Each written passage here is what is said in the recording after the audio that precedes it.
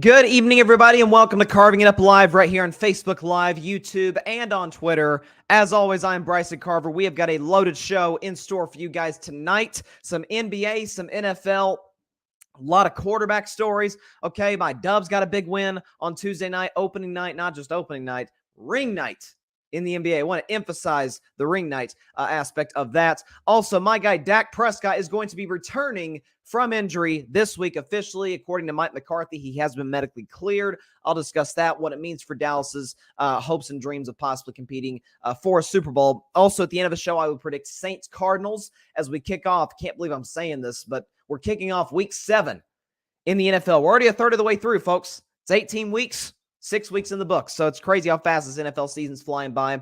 Also, by the way, some great playoff baseball going on as well. And I'm about to leave my show off with the Broncos Chargers game the other night, which was interesting to say the least. But before I discuss any of the topics on my show, I thought it was worth pointing out the fact that for those of you watching on the live streaming audience, and I've worn this before, but I'm wearing my WNBA hoodie that Kobe once wore to Laker games. And I wanted to wear that because it has been 245 days since Brittany Griner has been wrongfully detained in Russia. Her birthday was actually on Tuesday. I know a lot of NBA players, including Steph Curry, Carmelo Anthony, Jalen Rose, point out the fact that her birthday was spent inside of a prison cell, wrongfully detained. Now, obviously, Brittany is not the only one that is, but she is certainly being used without a question as a political pawn for the Russians. So, we send her the very best, and free Brittany Griner as soon as we can, because that's messed up what's going on over there in Russia. I just wanted to bring attention to that. So, man, I'm telling you, I truly don't think I've ever been more wrong about something than when I picked the Denver Broncos on September the 8th of this year to win the Super Bowl.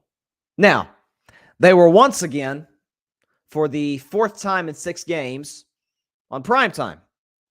So we were forced to watch what is, without a doubt, the worst offense in the NFL on Monday night, as the Broncos fell to the Chargers by a final score of 19-16. I'll sort of touch on the Chargers in just a little bit, because I think there's a couple things to address in that regard on that team. But, folks, I used to be a big Russell Wilson fan, and I had a big segment about I'm out on Russell Wilson. I've sold my stock on him, not just as a football player, but frankly as a leader. He had me fooled. But I question. He obviously didn't have the guys in Seattle fooled. I don't think he has the guys in Denver fooled at all. We're seeing some of the facial reactions from Hamler and Melvin Gordon and some of his other receivers. Like they're not exactly fond of number 3 in orange. But I was thinking about this, and I was just thinking about the last few years of Russell Wilson, and I sort of talked about how it feels like at this point it's an act. The sort of nice guy image feels very fabricated. I'm not saying Russell Wilson is a bad human being. I don't think he is. I don't think anybody thinks Russell's a bad human being. But this whole sort of optimistic and nice guy act, it seems like a fake. And that was sort of exposed by 2 of Russell's former teammates. On one of his former teammates' podcasts, Richard Sherman and Marshawn Lynch. You could argue probably the 2 best players on that Seattle Seahawks Super Bowl team back in 2013. As Richard Sherman was obviously the leader of the Legion of Boom, and Marshawn Lynch at that time quite possibly was the best running back in the NFL. I mean, he was rushing for 1,600 yards a season. He was borderline unstoppable in the red zone, which is why Pete Carroll, why did you run the ball at the 1-yard line in the Super Bowl? We'll never know that. But the point is, they were talking Beast Mode and Sherm. They were talking on Richard Sherman's podcast. And Sherman was talking about him. He said, he's on the he said, quote, he's on the struggle bus. And Marshawn replied, I really want to reach out to Dog. And this says, Sherman sarcastically replied to Lynch, yeah, we'll talk to him. His manager, to which Beast Mode adds, if I can't call you direct, I ain't calling you, especially if I went to war with you. So, not only is Russell Wilson looking like absolute trash on the field, by the way, while making $250 million, but also He appears to be distant, unapproachable, condescending. I mean, it sounds like a lot of adjectives that I give to guys like Aaron Rodgers and Jay Cutler and Kyler Murray that I can now throw Russell Wilson in that group. You got to be kidding me. So, if I work with you, okay, and let's just say you're a higher up, right? Maybe you're my boss, and we don't have to be friends. That's fine. Not everybody's friends with their bosses. That's fine. But if I want to reach out to you, and I have to go through your manager, nah, I ain't calling you. And if I'm a Denver Broncos player, and then if back in the day I were a Seattle Seahawks player, yeah, I'm not calling Russell Wilson if I got to go through his freaking manager. This is ridiculous. Yeah, it'd be one thing if Russell was this cold and dismissive of teammates. It'd be a little different if he was going out there and throwing for 350 and 3 touchdowns a game. But that's not the case. As a matter of fact, his replacement in Seattle, Geno Smith, a career backup, a draft bust from 2013. Geno Smith, were like, he is what I would call a jag. He's just a guy. Yeah, Geno Smith is putting up significantly better numbers than Russell Wilson. And so it makes you question, did Seattle make Russ? Because today, looks pretty likely that was the case. Keep in mind, this is a guy who was a third-round pick.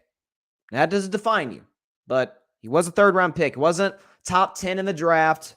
Wasn't one of those prospects that was like just uber talented and just went to an organization that couldn't develop him. Couldn't clean up some of his flaws and help him with his greatest strengths. No, he's a third-round pick. Transferred from NC State to Wisconsin. And in college, he played in sort of a run-first system. In the NFL, his first 10 years in the league, he played in a run-first system in Seattle. And then now, they're asking, hey, Russell, we're giving you $250 million, basically. It's a new ownership group in Denver. We're giving you a $250 million. You are a franchise quarterback. You are the guy. You're on every commercial. Everybody's buying your jersey. You are the man.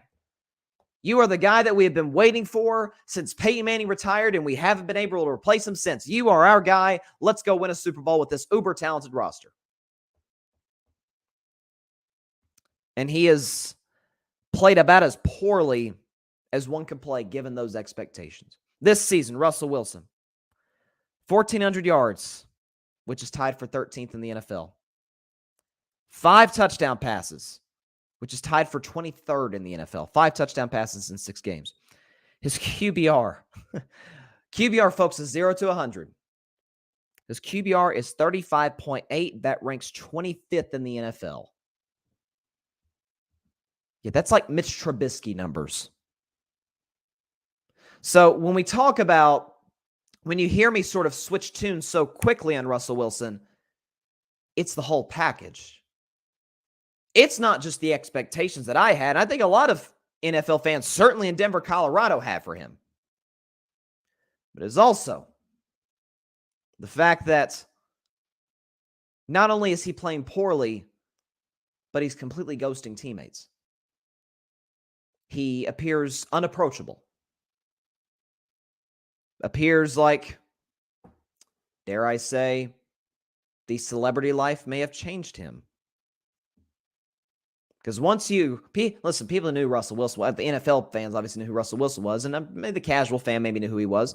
But once he married Sierra, it's like, okay, he's in celebrity status. Just like when Tom Brady, when he married Giselle, he's in celebrity status. When Aaron Rodgers was dating all of his celebrity girlfriends, celebrity status. Even to a certain degree, not a celebrity girlfriend, although she kind of is now. Steph and Aisha Curry, celebrity status. You have to be very careful to make sure that doesn't change you. It looks like it changed Russ. Maybe, listen, the way Beast Mode and Sherman were talking about it, maybe this is how Russell's always been. And I could be wrong. And I'm not blaming Sierra. I'm not blaming anybody. This is all on Russ. 100%. I mean, when you're talking about a guy who, a week before the season flies out to New York City to watch the U.S. Open. Well, only other NFL player there was Saquon Barkley, and he plays in New York. So that's totally understandable. So a week before the season, maybe he could get in some extra reps with his teammates. Now he's going to fly him, watch the U.S. Open. He's going to do all these TV hits instead of working with his teammates. It feels fake. It feels fabricated. And on the field, it's about as bad as it could be. Russell Wilson against the Chargers. By the way, missing Joey Bosa and missing J.C. Jackson, two of their best three defensive starters. 15 for 28, 188 yards, one touchdown, a QBR of 34. He's bad. He's bad. I mean, look at the second half against the Chargers. Second half of overtime, Russell Wilson's offense registered a single field goal. That's it. Couldn't move the ball. Russell is once again missing wide open guys, not even looking in their direction. Just simple little check downs. Guy's going to get a first down and probably get even, about 10 yards more because of where the defense is lined up at the time that he's open. Russell's not even looking in his direction. Just like KJ Hamler at the end of that Colts game. Didn't even look in his direction. He was wide open for what would have been the walk-off touchdown. So this is about as steep a cliff as I've ever seen an athlete seemingly in their prime years fall off. I saw Peyton Manning at 38 years old throw 37 touchdown passes and get his Broncos to the playoffs. The next year, I saw him throw 9 touchdown passes, get benched for Brock Osweiler, come back just in time to be a game-managing quarterback for a Broncos Super Bowl team led primarily by their defense. I've seen athletes in their older age just nosedive. Matter of fact, that's actually pretty normal. Happened to Drew Brees as well. Russell's 34. He's not old.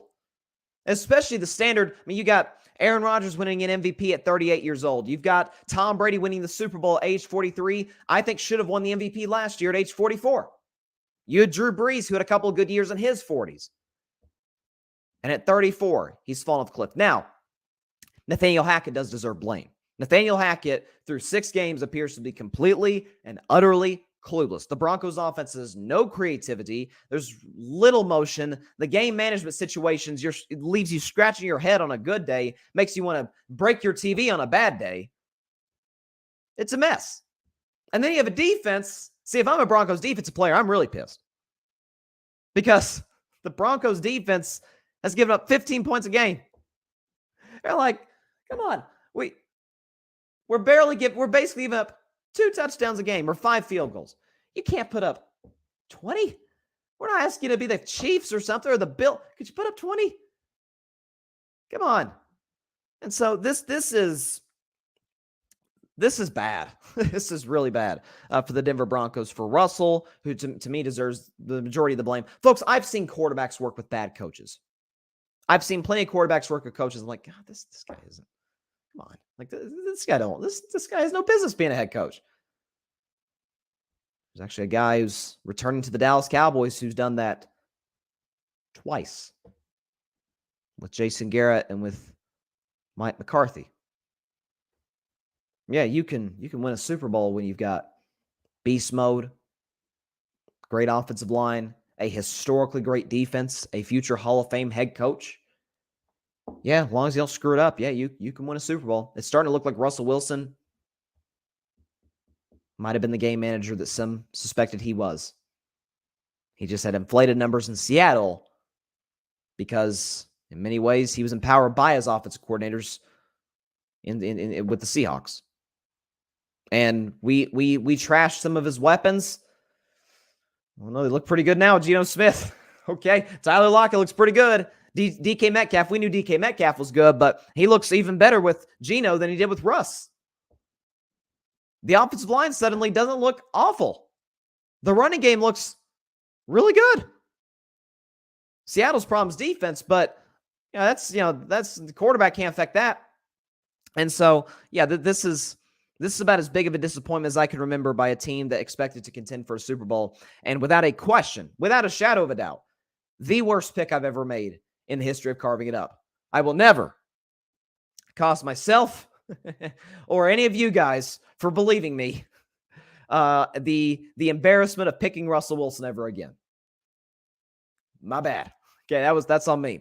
But I did, as far as the Chargers too, Justin Herbert, man, this kid's phenomenal. This kid, beat up offensive line, beat up receiving core, a coach who is, we talk about Nathaniel Hackett's clueless. I don't know, Brandon Staley might have him beat in that category, which, not that we didn't already know that coming into the season, but this guy's a doofus.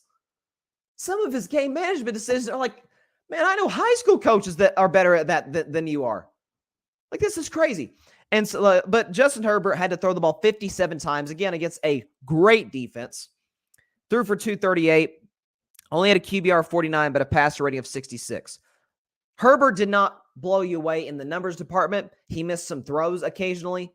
But when you're talking about somebody who's working with very little, again, we talk about Russell Wilson, it looks awful with a bad coach, which, by the way, most average quarterbacks do.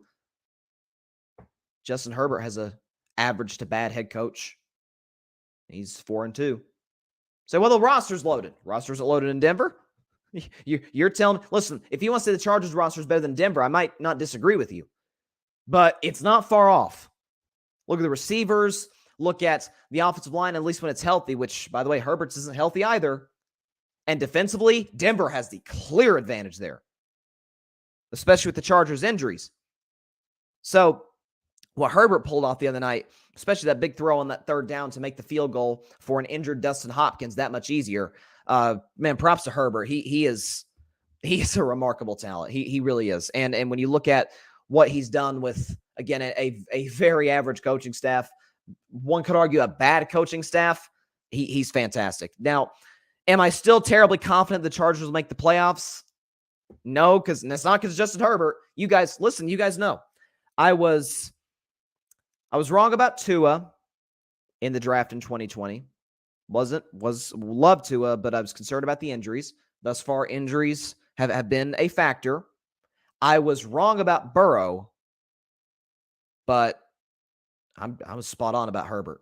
I said I don't see an avenue. It's one of those prospects. I don't see an avenue where this kid fails unless he just goes to a crappy situation. He's big. He's durable. He's a great leader. He's got a big arm. He's accurate. He moves around so well. He can, if needed, take off and run. Like everything you want in a quarterback, you've got in Justin Herbert. And so when you see what this guy's done, it's outstanding. Now, Herbert actually plays Russell's former team next week, Seattle. Chargers are a 6-point favorite in that game. That'll be a fascinating one. And then you got Atlanta, who's sneaky good. Okay, Kansas City, we know that's going to be a barn burner. Cardinals, Raiders, Dolphins, Titans, Colts, Rams, Broncos to finish the season. So Rams. So an all-LA game on New Year's Day on Sunday Night Football. That'll be fun. But Chargers schedule moving forward, it is no cakewalk to say the very least. A lot of playoff contenders in there. And even teams that we didn't think would make the playoffs before the season that are respectable, that can beat you. I mean, Atlanta just doubled up San Francisco. Nobody thinks Atlanta's better than San Francisco, but, it's just like the movie with Jamie Foxx and Al Pacino. Any given Sunday. But, man, Denver. Russell said, let's ride. Before the season, and there was that old saying about Russell, and when he was in Seattle, let Russ cook. Yeah, Russ is getting cooked. That's what's happening. Russell's getting cooked. It's bad. All right, so NBA season began Tuesday night, but also we had some games last night that were very, very exciting. The two games on ESPN, by the way, both came down to the wire. You had Memphis beating the Knicks in overtime, and then you had Steph Curry's brother-in-law, Damian Lee, hitting the game winner for the Phoenix Suns to beat the Dallas Mavericks. I actually went to bed right before halftime of that game because it's on the West Coast, and I don't stay up for any West Coast games unless it's Golden State or if it's like a massive LeBron game, like say if he's threatening Kareem's record at some point later in the season. But so I went to bed at halftime. Dallas was up 15 points. I'm like, man, this is like Game 7 all over again. We know what the Mavericks did to the Suns and just absolutely, from the get-go, it felt like Phoenix was tight. Dallas is playing loose. Luka was shooting well, and Reggie Bullock and company. And Phoenix absolutely folded. They were down by as many as like 50, I think. And so in this game, I'm like, oh my gosh, here we go again. It's Dallas has just got Phoenix's number. They're in their head a little bit. But credit to the Suns coming back and getting a big win. You also had the Jazz smoking the Denver Nuggets, which caught everybody off guard. I still think that the Jazz are tanking for Victor. We'll put it that way. They're tanking for Victor Wembanyama, without a doubt. But Tuesday night, you had Sixers-Celtics, which was an exciting back and forth until the Celtics kind of pulled away in the fourth quarter. Boston looked good, although I will say James Harden looked excellent. Kind of looks like some flashbacks to the old James Harden in Houston. I do think Joel Embiid needs to get more touches for this team to be successful, but they'll correct that, I think, down the road.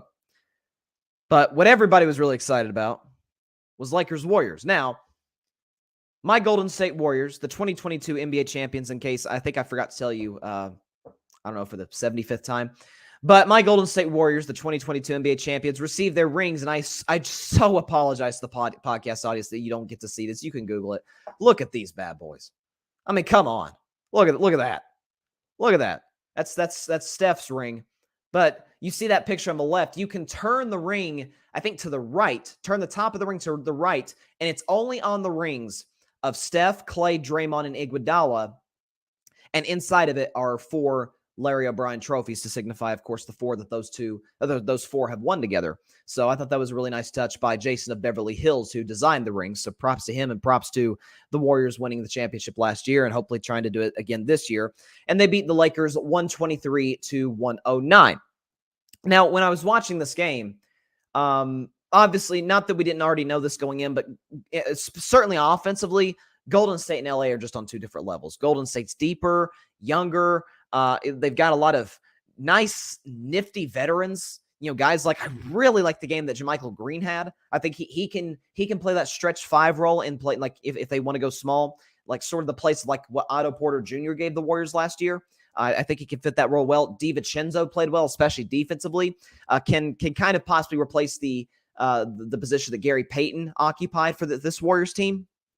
So I thought he played well. But all in all, listen, we know what the best player in the world did last night.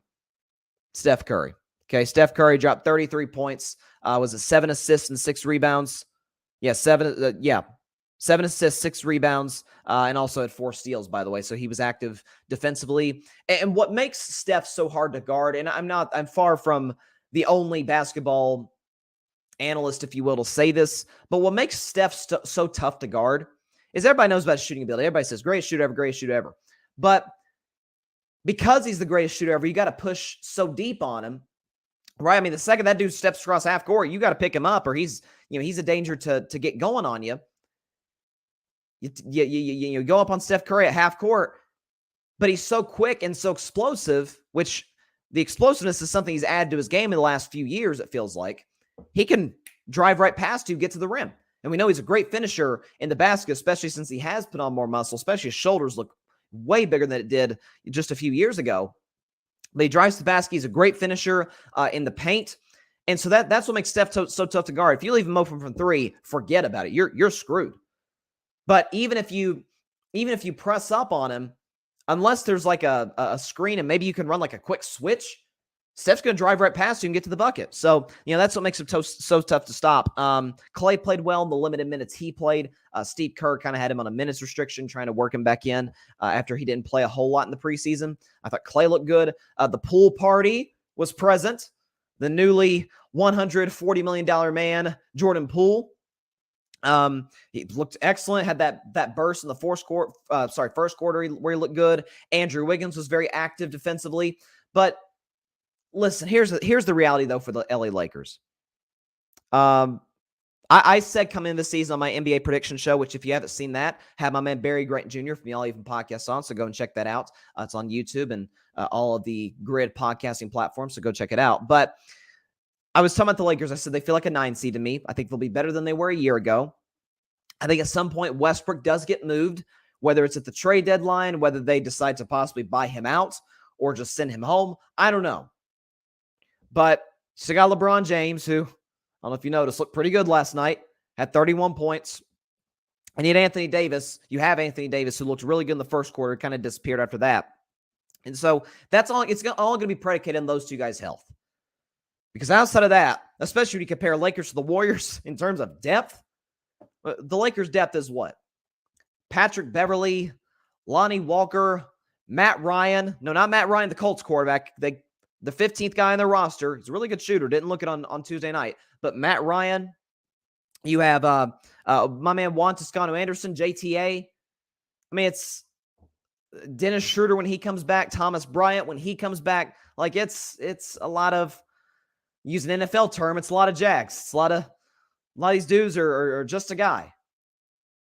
And they don't really fit what the Lakers are trying to do. They don't fit what LeBron does best. I've been beating the table about this. I don't know who's running the basketball operations in LA. I know Rob Pelinka obviously has a massive hand in it, but not just Pelinka, but everybody else in that franchise. They don't know what the heck they're doing when it comes to building a team around LeBron. Put shooters around him. Look at Miami. Look at that second stint in Cleveland. LeBron had nothing but shooters. That is where LeBron is at his best. Because, I mean, we know obviously LeBron's a great finisher down low. But if you have a situation where, the help defense strong side isn't scared to come and attack LeBron, to double team him down low because they don't fear Patrick Beverley or Russell Westbrook in the corner to make a wide open three, that's a problem. And you heard LeBron talking about after the game. He said, we don't have a lot of, 40% three-point shooters. No kidding, LeBron. And I think a lot of that is he's trying to tell the Lakers organization, like, dude, we need Buddy Hield. We need other shooters around me because this ain't going to cut it. Patrick Beverley can knock down the occasional three if he is wide open, but you're not going to rely on him to make a big three with, 3 minutes left in a big playoff game. Russell Westbrook, we've always known he's an abysmal three-point shooter. Anthony Davis, not a good three-point shooter. Lonnie Walker, Toscano-Anderson, not a good three-point shooter. Some of the other bigs, Damian Jones, Thomas Bryant, they don't shoot threes. So this is going to be a big problem for the Lakers moving forward. Listen, they'll look better moving forward than they did the other night because they're playing the best team in the NBA the other night on ring night, mind you. But this isn't something that's going to get fixed in 1 year to the point where this is even close to a championship level team. Forget that. Even a team that can win a playoff series. Russ is not the cause for all the Lakers' problems. But I'm not going to bash Russ. I've already done that. We know what Russ is. He was an uber athletic, uber talented point guard. Triple-double machine. We knew about that. Who had about as bad a basketball IQ as you could find in the NBA, who's out of control, who's not a great handler of the basketball, for being honest, and who's a horrendous shooter. We already knew that. We saw it last year. Heck, we even saw it the 1 year he had in Washington. I thought we saw that a little bit there. We saw last year in LA. We're going to see it this year in LA or wherever else he plays. Should he get traded or should he get moved in any way, shape, or form by the Lakers? He's a bad fit. A lot of these guys are a bad fit for this Lakers team. Listen, I talked about in the show, like, about how old that roster was, the oldest roster in NBA history. Well, they got younger, but aside from, what's the kid's name? What's his name? Coming off the bench, Austin Reeves. Aside from Austin Reeves, who's the shooter on this roster? Again, Matt Ryan is technically a three-point shooter, but I mean, he's still a kid. It's going to take him a while to kind of get acclimated and get used to playing at the NBA level, especially playing big minutes at the NBA level with the Los Angeles Lakers, which we know what kind of monster that is. So as far as the Lakers are concerned, don't get your hopes up for anything more. A successful season for this Lakers team as presently constructed is an appearance in the playoffs. Not a playoff series win, an appearance in the playoffs. Because you still have LeBron James. If AD stays healthy, which I think is a massive if, he's going to get hurt at some point. Heck, he's kind of already hurt. He missed a couple preseason games due to some back issues. It's the reality for the Lakers. They're not a championship team whatsoever. But as far as my Warriors, listen, there's still some kinks to work out. Still turnovers, which, look, that comes with Steve Kerr's offense. There's going to be turnovers. all kinds of body movement, player movement. Steve Kerr, I think ever since Andrew Wiggins came to the team via trade, he's run a lot more pick and rolls than he had previously. But defensively, I thought Golden State was excellent. James Wiseman looked good. What's his name? I thought Moody played good minutes. I've said on Tuesday's show, I think Moody's going to have a very, very good year for my Warriors. I think it could be a situation where he's the second guy off the bench after Jordan Poole. Like, I think that's what he brings to the table. Yeah, I mean, you look at it again, like I mentioned, DiVincenzo earlier. Who else? Looney played good minutes. So, and again, Steph looked like Steph. Clay is getting his rhythm back. He looked pretty good. Draymond seemed a little off. I still don't know if he himself has mentally recovered from the pushback of the punch on Jordan Poole. I'm not sure what's up there. Hopefully they're able to get that resolved. But all in all, great win for my Warriors. They've got the Nuggets tomorrow night, which can be a very interesting one. Like I said, Denver's going to be looking to come out and prove something. Because, first of all, this is the team that eliminated them in the playoffs. There's that aspect of it.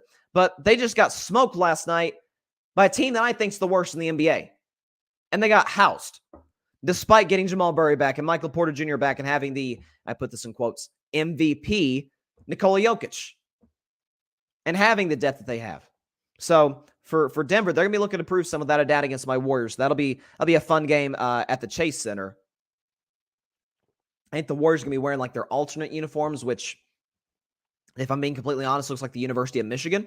Nothing against Michigan. I've got nothing against the Wolverines, but they don't look like Warriors uniforms. They look like Michigan. But anyways, but a good win for my Warriors over the LA Lakers. Now, another guy who I'm excited about, who's going to be making his return on Sunday at, well, let's see, they play in Dallas. So at 12 Central against the Detroit Lions, it is official. Dak Prescott is back. Again, I will put up the hashtag. Want to get this thing trending. Hashtag Return of the Dak. Just like the Mark Morrison song. Return of the Mac, Return of the Dak. Try and get this hashtag trending soon. But this is exciting. So again, according to Mike McCarthy, this is yesterday. He has been medically cleared to play. I think they said he threw like 50-odd passes. And Dak, by the way, yesterday was a full participant in practice. It says, this is from Jane Slater, expect tomorrow for him to throw 40 to 50 balls. So Dak's ready to go. By the way, I thought he looked excellent during warmups against Philadelphia on Sunday. I think they didn't start him just simply because it's a precautionary move. You know, if Cooper Rush has played turnover-free football, doing what he's done, as long as we don't screw it up, we should give ourselves at least a chance to beat Philadelphia. The problem is Cooper Rush threw 3 interceptions, was inaccurate all night, and looked terrible, and Dallas lost. But now they get their captain back. They get their unquestioned heartbeat, heart and soul of the locker room back in the lineup in number 4 in Dak Prescott. And so what I'm looking at right now with Dak, and it's, listen, it's great. It's great that he's coming back now. Not just the fact that the Cowboys are 4-2, not just the fact that they're coming off of a bad performance from their backup quarterback, but I'm specifically talking about the 2 opponents that they're facing up against. Because you've got the Detroit Lions, who have the worst scoring defense in the NFL, and then you got the Chicago Bears, who have a respectable defense, but shouldn't be good enough to contain the Cowboys offense despite how limited they are at wide receiver. Should be able to stop the run, okay? Because that's part of the reason, and certainly offensively, that is the reason that Dallas has been so successful in the time that Dak's been out, is because they've run the football extremely well with Ezekiel Elliott, who looks amazing on Sunday night against Philly, and Tony Pollard. But again, I'm not going to get into the whole Dak Prescott thing. I'm not, Dak, Cooper Rush. I'm kind of done with that argument. I think, if I have to convince you at this point that Dak's better than Cooper Rush, then you just got your mind is already set that you don't like Dak Prescott. I can't help you there. But we talked about sort of the evolution of Dak Prescott when we talked about how he is, to me, drastically improved from his rookie year. Everybody remembers, he was excellent his rookie year. Right? He led the Cowboys to a 13-3 record. Again, he was certainly assisted by the running game. Zeke ran for, was it 1,600 yards? Obviously, Zeke was great that year. He was the best offensive line in football. They had, decent receiving core with Dez and Terrence Williams and Cole Beasley. Jason Witten was still there. So And the defense was certainly not what it is now, not even close, but it was respectable. It was a bend but don't break style defense. But in the years since, Dak has improved every single year. Because you look at his rookie year, he has a passer rating of 1, but it's 104.9, so we call it 105. Dak has an average passer rating of 105, okay? His next year was without question the worst year of his career, a big sophomore slump. Now, some of that was because in his development, he was still a little bit reliant on the run game to be successful. And so that's why when Zeke went down with the 6-game suspension, Dak really struggled in those games. And so all in all, his passer rating went from 105, which I think was, I think it was top 3 in the NFL behind Matt Ryan and Aaron Rodgers. Who, by the way, Matt Ryan won the MVP that year. Aaron Rodgers finished second for the MVP that year. And Dak, I think, got an MVP vote. So Dak goes 105 for his passer rating his rookie year. That plummets all the way to an 86 in 2017. So it's like, oh, gosh. Then through the first, was it 7? Yeah, 7 games of 2018, you're like, oh, God, I don't know. Is Dak the guy for the future? Because at that point, that's kind of when the Dak Prescott contract thing started to come about. Was like, okay, he's due for a contract pretty soon, the next year and a half. I don't know if you want to pay this guy. It's kind of, but what I kept saying, I didn't have a show at the time, but what I kept telling people is like, dude, look, his receiving core. His best receiver is Cole Beasley. Okay, he's got, what was that guy's name? That Thompson guy, I forgot what his name was. They had an old washed up Terrence Williams. They had Allen Hurns. It was like, they had a rookie Michael Gallup. Like, come on, man. What's this guy supposed to do with this? And with Jason Garrett, a head coach, by the way. Like, come on. You can't be brutal on the guy. He's got nothing. He's got nothing to work with. And then they actually get him a respectable receiver in Amari Cooper. Since that point, since 4 years ago when the Cowboys traded for Amari Cooper, which, of course, he got traded to Cleveland this past offseason. But since they traded for Amari Cooper and got Dak a respectable wide receiver, okay, his numbers since then, what he has done for the Cowboys offense, what the Cowboys offense has looked like since then, that you got Dak a somebody at wide receiver. In that span, they are second in the entire NFL in points. They are first in total yards. Excuse me. They are first in passing yards. They are fifth in plays per turnover. They are second in completion percentage. They are fifth in interception percentage. They are fourth in passer rating. They are fifth in point differential. That is what the Cowboys are getting back. They're getting a guy who just a year ago threw for well over 4,000 yards, while, by the way, missing a game, and 37 touchdowns, while also, by the way, having a passer rating of 104. That's something else I've talked about too. Since Dak's sophomore slump, when he had an 86 passer rating, it's went up every single year since then, because it went up to 97 in 2018. It went up to a 99 in 2019. It stayed at 99 in 2020, and then it went to 104 in 2021. Do I expect Dak to have a 104 passer rating in 2022? Not really. Why? Look at his receiving core. Now, I expect Dak to have a passer rating along the lines of like a 97 or 8. But, listen, I'm not going to make it sound like this receiving core is as bad as it was at the beginning of 2018. That receiving core is probably the worst in the league. It was awful. But this now, I keep telling y'all, CeeDee Lamb is a number 2 wide receiver. He's not a 1. Just because he wears 88, and so many great Cowboys players like Pearson and Irvin and Dez wore 88, does not make CeeDee Lamb a part of, in terms of production, a part of that group. He's not. I said, well, he had 1,000 yards. He had this big touchdown last year. Yeah, because Amari Cooper was drawing some attention on the other side of the field. Yeah, let's see how you look when the defense is game planning for you. Ooh, and looks so good, folks. CeeDee Lamb's a 2. This is why I've said Dallas needs to go all in going after Odell Beckham Jr. And with the Panthers, you saw they just traded Robbie Anderson to the Cardinals, who play tonight.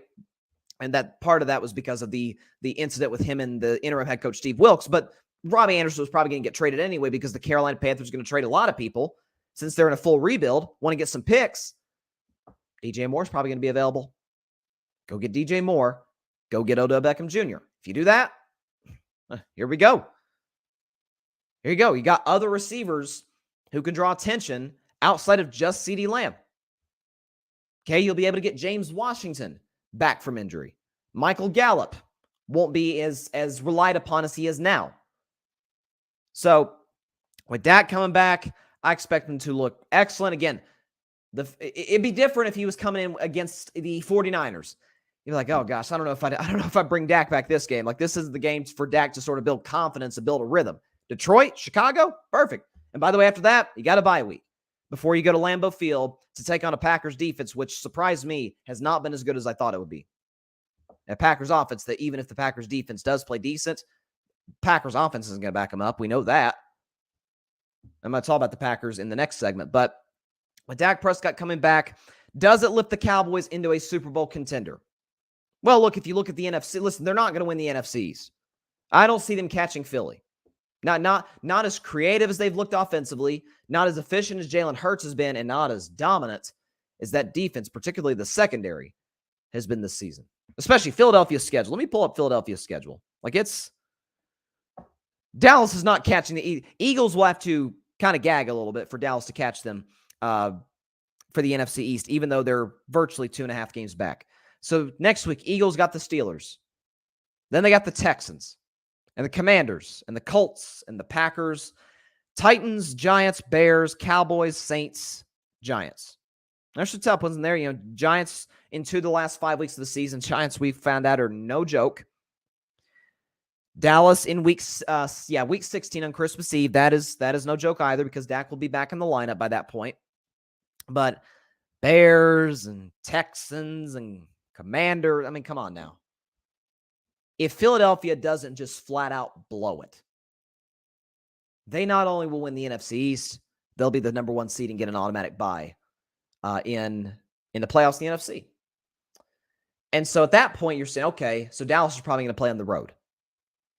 So which division winner will they play? Winner of the NFC West, that could be the Rams, that could be the 49ers, a rematch, but this time being in San Francisco as opposed to Dallas.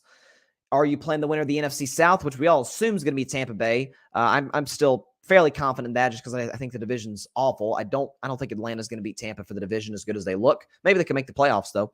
And then what division? The NFC North. Could they play the Vikings? Because Vikings are going to win that division. Packers aren't coming back on them. Are the Cowboys a Super Bowl contender if they don't win the NFC East?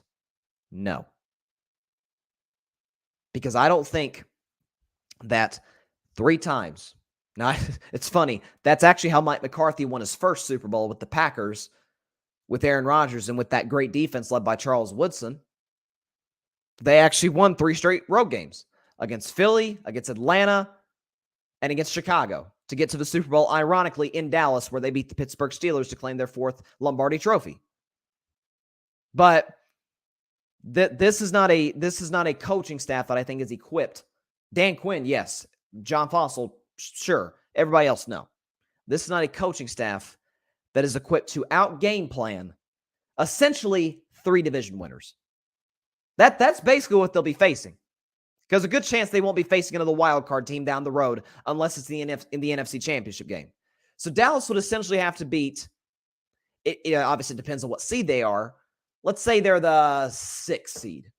They probably play Tampa. Listen, as bad as Tampa's looked, you think Mike McCarthy is going to be the coach that is on the winning end of Tom Brady's last game? No. Let's say he is, though. Next week, who'd you be playing? In all likelihood, unless the 7 seed wins, which probably won't happen, you'd be facing Philly. Now, that's a fascinating matchup because Dallas had Philly on the ropes without Dak. They could win that game. It's dicey. Let's just say they do. Now you're facing Minnesota. You've seen the Vikings? You've seen Justin Jefferson? As great as Trayvon Diggs looked this season, as it's a basketball phrase, but as Mark Jackson always says, great offense beats great defense any day of the week. Diggs is great. Jefferson's great. Jefferson's going to win. That's almost how it always works. So, no, I do not think this is a Dallas team that can win a playoff game. Maybe I think they have to win the division in order to make a run.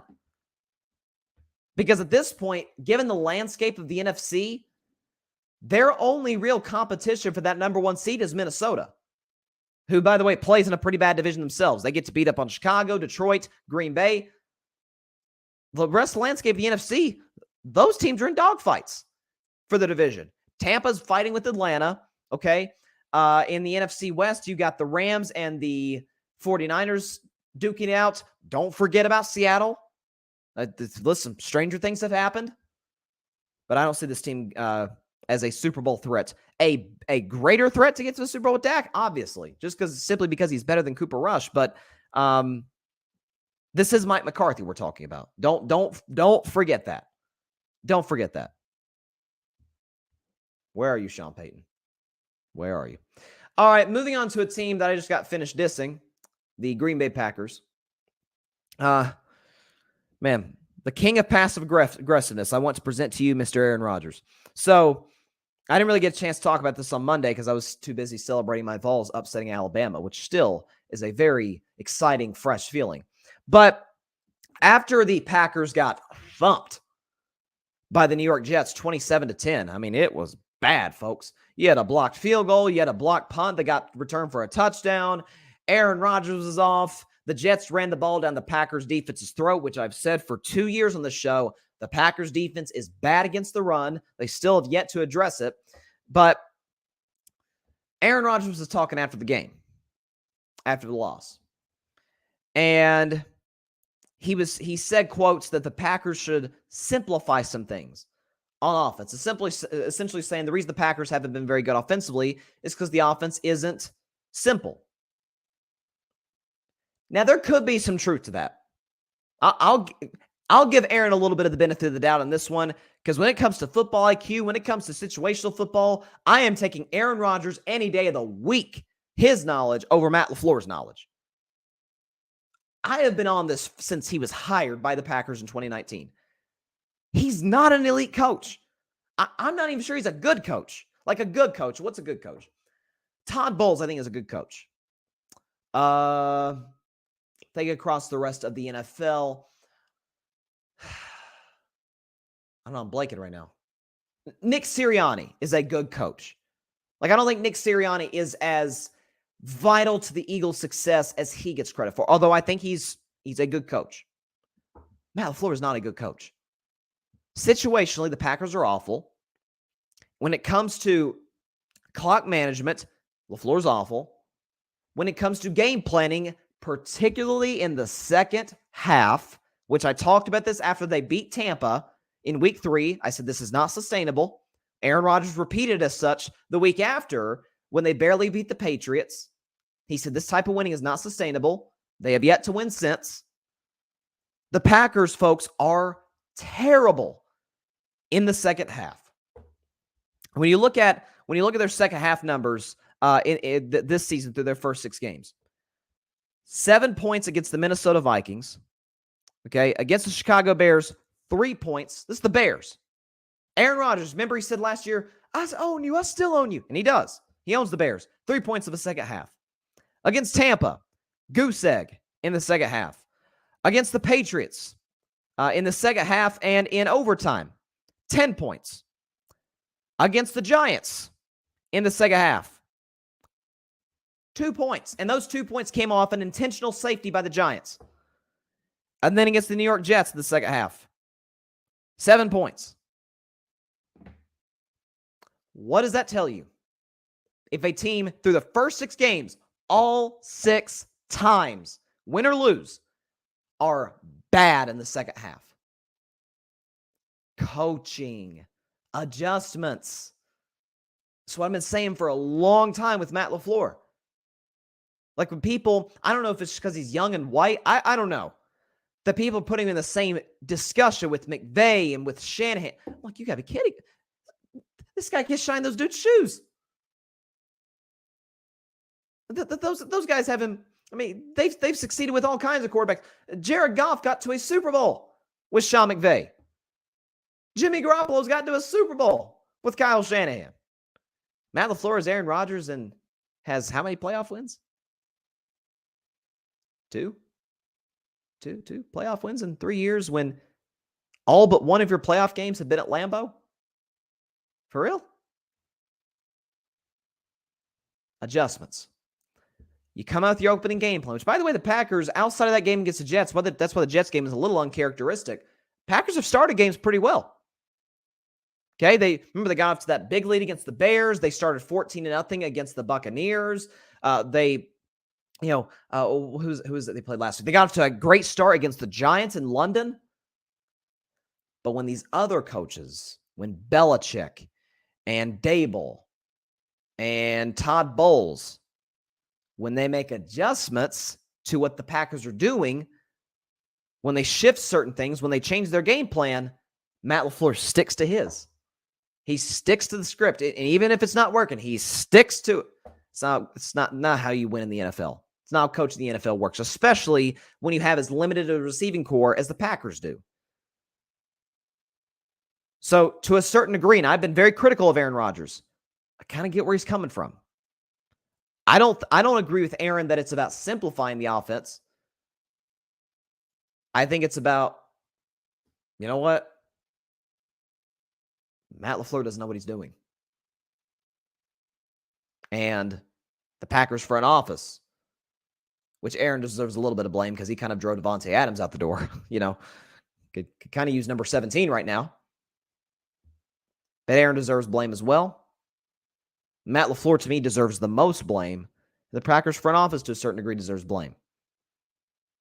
Romeo Doubs, Christian Watson, Alan Lazard, and then your guys who you felt like would be your best receivers this year, Cobb, Watkins, talking about Sammy Watkins, they're out. Of course they're out. They've always had injury issues. Randall Cobb, part of the reason is because he's getting up there in age. I think this is Randall Cobb's 12th season in the NFL.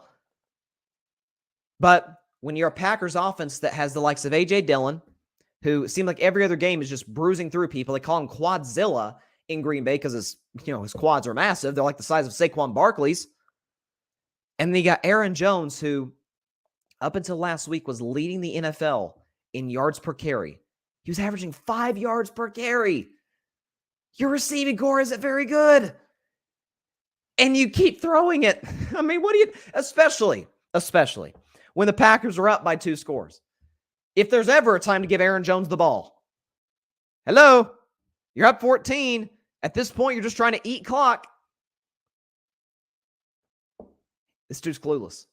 He's not like Brandon Staley or Nathaniel Hackett bad. Like, those guys just flat out don't know what they're doing. Those guys are lost. Matt LaFleur's not lost. He comes out with good opening game plans every week. But he never adjusts. Never adjusts. So it's kind of like if say the study guide is the same as the test. Say this, you study the study guide assuming that it's going to be the exact same in the exact same order as the test. And the first 3-4 questions on the test, you're like, oh man, I got this. And you get the answers right. And then the test throws you for a curveball, which, man, we all know what that feels like. That's never a good feeling. Test throws you a curveball. You're like, oh crap, I wasn't ready for this. That's Matt LaFleur.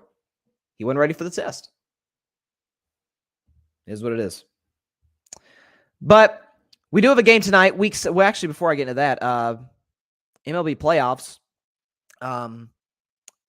So my predictions are going not as poorly as last year, because my predictions last year, folks, were awful in the playoffs. After the wild card round, I got one series right, which was Dodgers-Giants. Outside of that, I got every single series wrong after that.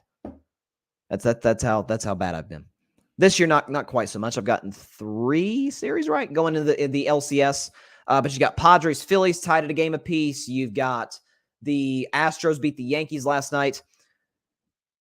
I think this thing's over in 5. I think the ALCS is over in 5 games.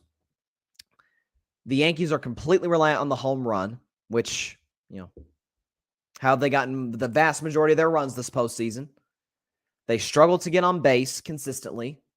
unlike Cleveland, who they just played the last round and got taken to 5 games.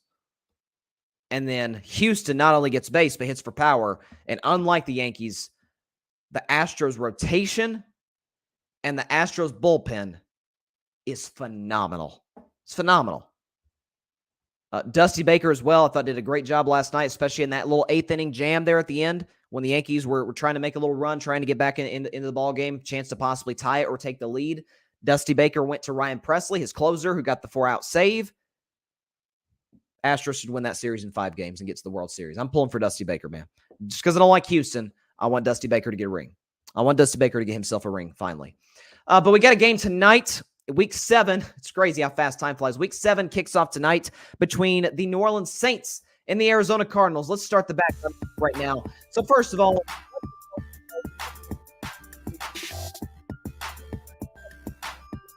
10 times better than the last 2 Thursday night games, then we're in for a decent football game. Not a great football game. If it's 10 times better, we're in for a decent football game, which is, frankly, on these Thursday night games is all we can ask for. Okay? Amazon Prime is really screwing us over. Point is, Cardinals in this game are favored -2.5. Now, there's a big issue here for the New Orleans Saints. Okay? A lot of guys are out. Marshawn Lattimore's out. Okay? Michael Thomas is out. They're dealing with all kinds of injuries to a lot of their key players. We're not exactly certain who's going to start at the time of recording this in the morning. This is not live. Hate that I can't reply to your comments. But it looks like Andy Dalton is going to start tonight over Jameis Winston. But when you have a limited amount of weapons, with, by the way, an Andy Dalton, who I've always said is the best quarterback in the league to me when it comes to low-end starter, high-end backup. Like, I thought he played very well last week against his old team, the Bengals. He's had his moments here and there against Minnesota. But in terms of the injuries to the secondary defensively against a Cardinals team that is now getting back DeAndre Hopkins, who at his best is a top 5 receiver in football, when they just traded for a guy like Robbie Anderson, who is no Hollywood Brown, who unfortunately went down for the season with an injury. We wish him the very best in his recovery. But listen, this is 2-2-4 teams trying to get back in the playoff mix. This is a get right game. It's a short week. Okay, both teams coming off of a loss. Arizona's offense looked horrible against a bad Seattle defense last week. Saints offense looks great, but their defense got torched by Joe Burrow and Jamar Chase in the Superdome. Cardinals are a 2.5-point favorite. I feel like this is a game, my final score won't indicate it, but this feels like a game that the Cardinals are kind of going to dominate throughout, run the football well. Kyler will make some throws. It'll take a little bit for DeAndre Hopkins to kind of get his timing back, but I think the Cardinals will win this game to start week 7, 24-19 over the New Orleans Saints. I have a hard time believing that Andy Dalton is going to be able to outduel the likes of Kyler Murray as inconsistent as he has been this season. Give me the Cardinals to win this game 24-19 over the New Orleans Saints to start week 7 of the NFL, which, by the way, has some very, very, very fascinating matchups. Very fascinating matchups that I can't wait to predict tomorrow. But until then, that's all the time we have for today's show. Appreciate everybody stopping by. As always, be sure to catch Carving It Up live tomorrow, my prediction show, and I'll react to tonight's game, by the way, at 6 p.m. Eastern, 3 p.m. Pacific time, Facebook Live, YouTube, and on Twitter. Also, be sure to like, share, comment, and most importantly, hit that big red subscribe button to the Carving It Up podcast, my YouTube channel. It helps the channel grow exponentially. And hit that subscribe button on the Grid Network, the new podcasting platform I'm a part of. You see the Grid Network up there. I also got some merch, Carving Up merch. Go to my Instagram. The link is there. Get some merch. Get all the merch, okay? But subscribe to the Grid Network. That is GRYD, the Grid Network on YouTube. You can also listen to Carving It Up as well as my other guys' shows on there, All Even Podcast, Rocket Fuel, Clutch Sports Talk, Chaotic Sports. Am I missing anybody? I don't think I'm missing anybody. I hope I'm not. But all the shows, everything, Grid Networks, Apple, Spotify, everywhere you listen to your podcast. Go check it out. So, till tomorrow's show, have a great evening, everybody. Continue to stay safe out there. God bless you all. Peace out. Got a trend, hashtag return to Dak. Thanks so much for watching the show on YouTube. Be sure to click that big red subscribe button and go check out the other clips and full shows of Carving It Up Live. Have a blessed day.